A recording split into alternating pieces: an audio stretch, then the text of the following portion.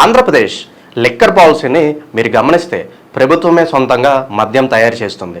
తెలంగాణలో కూడా liquor policy మారబోతుందని చెప్పి వార్తలు వస్తున్నాయి. సొంతగా మద్యం బ్రాండ్లు తీసుకొచ్చే ఆలోచనలో ఉన్నట్లుగా బయట జోరుగా ప్రచారం సాగుతుంది.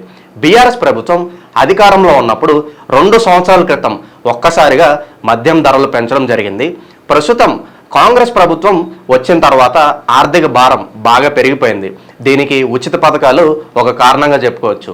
అలాగే ఆగస్టు 15 లోపు రైతులకు రుణమాఫీ కూడా చేయాల్సి ఉంది. అలాగే 2500 రూపాయలు పెన్షన్లు కూడా ఇవ్వాల్సి ఉంది. ఈ ఆర్థిక భారం మోయడానికి ప్రభుత్వం ఎక్సైజ్ శాఖ నుంచి ఇన్కమ్ పొందడానికి ఆలోచన చేస్తున్నట్లుగా వార్తలు వస్తున్నాయి. ఆంధ్రప్రదేశ్లో మనం చూసుకున్నట్లయితే నాణ్యమైన మద్యం దొరకట్లేదు, కల్తీ మద్యం అమ్ముతున్నారు. ప్రజలు కూడా వాటిని తాగి అనారోగ్యం పాలవుతున్నారు అనే విమర్శలు ఏపీ ప్రభుత్వం ప్రస్తుతం ఎదుర్కొంటుంది. ఇక తెలంగాణ సర్కార్ విషయానికి వస్తే సొంత బ్రాండ్లు తయారు చేస్తారా లేక ఉన్న వాటికి రేటు పెంచి అమ్మకాల్లోకి తీసుకొస్తారా అనేది చూడాలి.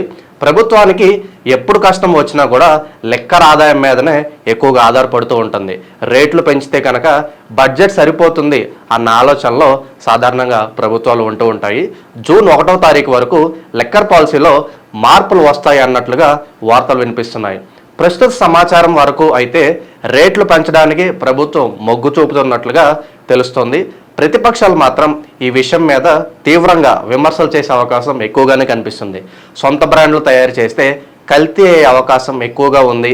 అలాగే ఒకవేళ ధరలు పెంచితే కనుక ప్రజల మీద భారం మోపుతున్నారని ప్రతిపక్షాలు తీవ్ర విమర్శలు చేసే అవకాశం ఉంది.